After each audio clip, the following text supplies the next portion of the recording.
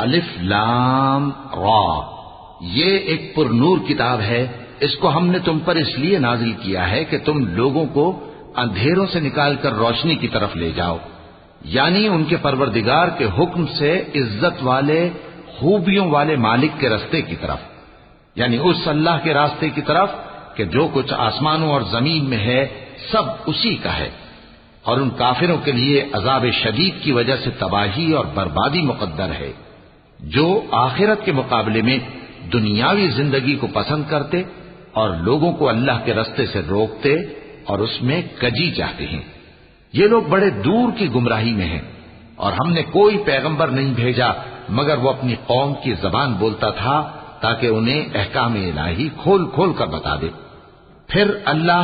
جسے چاہتا ہے گمراہ رہنے دیتا ہے اور جسے چاہتا ہے ہدایت دیتا ہے، اور وہ غالب ہے، حکمت والا ہے۔